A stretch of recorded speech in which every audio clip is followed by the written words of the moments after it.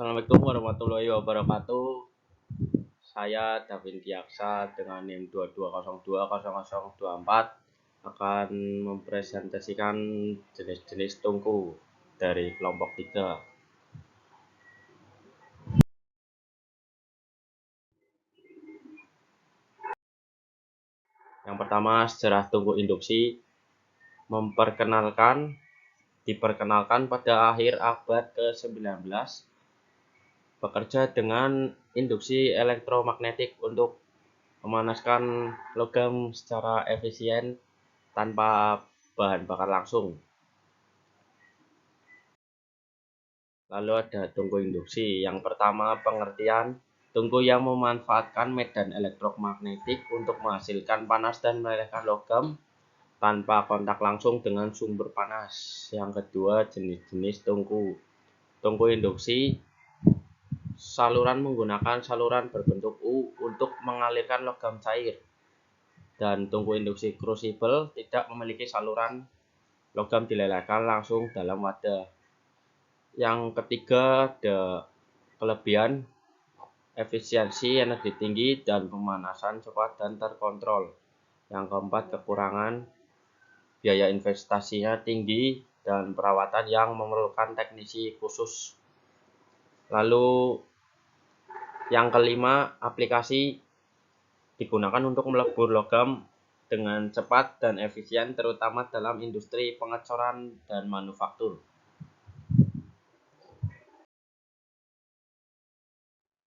Lalu sini ada tungku busur listrik. Tungku yang memanfaatkan medan elektromagnetik untuk menghasilkan panas dan melelehkan logam tanpa kontak langsung dengan sumber panas.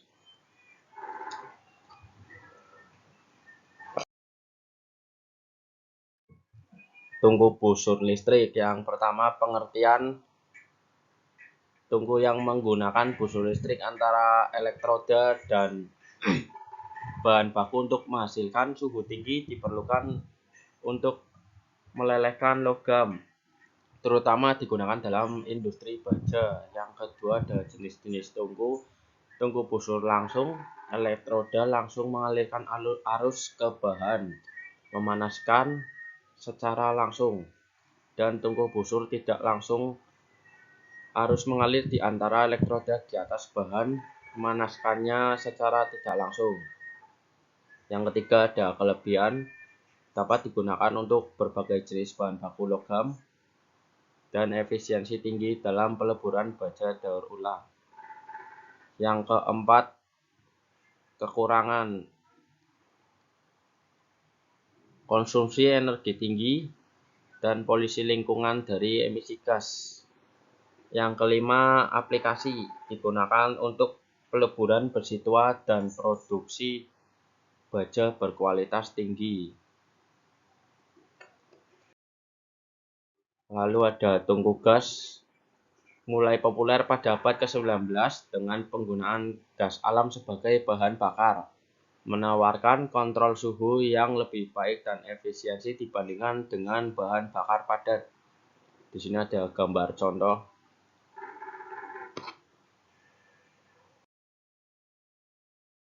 Tungku gas. Yang pertama, pengertian tungku yang menggunakan gas sebagai sumber bahan bakar untuk pembakaran, menghasilkan panas untuk proses seperti pemanasan atau peleburan bahan. Yang kedua, jenis-jenis tungku gas aliran udara paksa, menggunakan kipas untuk mengalirkan udara ke dalam tungku, mempercepat pembakaran. Lalu tungku gas atmosfer, udara masuk ke tungku secara alami tanpa bantuan kipas. Yang ketiga, kelebihan, mudah dioperasikan dan pemanasan seragam dan terkontrol. Yang keempat, kekurangan biaya operasional tergantung harga gas dan memerlukan saluran gas yang aman. Yang kelima, aplikasi digunakan dalam industri keramik, kaca, dan pengolahan logam untuk pemanasan langsung atau tidak langsung. Lalu ada tungku bahan bakar padat. Digunakan sejak zaman besi, awalnya menggunakan kayu dan batu bara, namun memerlukan perhatian konstan untuk menjaga pembakaran. Di sini ada gambar contoh ya.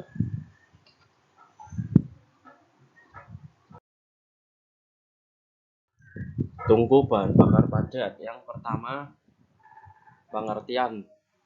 Tungku yang menggunakan bahan bakar padat seperti batu bara atau kayu untuk menghasilkan panas. Yang kedua, jenis-jenis tungku.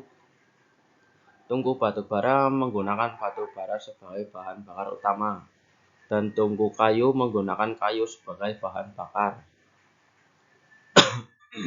Yang ketiga, ada kelebihan. Bahan bakar mudah didapat dan murah dalam biaya operasional.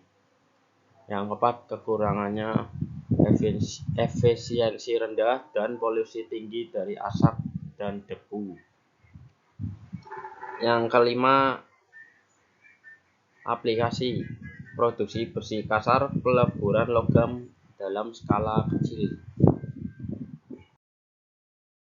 Lalu ada tungku kupola, mulai digunakan pada abad ke-18 untuk peleburan besi tuang menggunakan okas sebagai bahan bakar dan dirancang untuk operasi kontinu yang efisien. Di sini ada gambar contoh tungku kupola.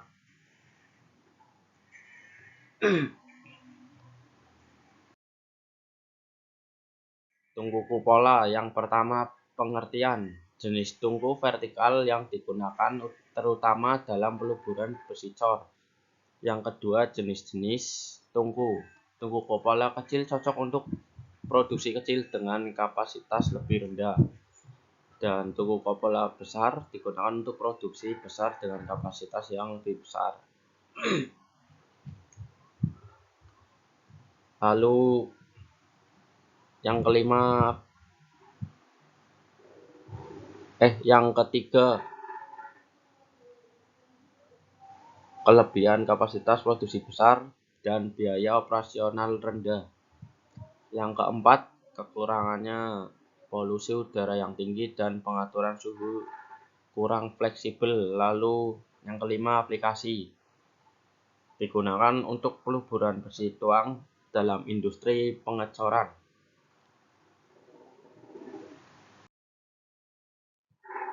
Dan kesimpulannya adalah setiap jenis tungku memiliki kelebihan dan kekurangan masing-masing tergantung pada aplikasi dan bahan bakar yang digunakan.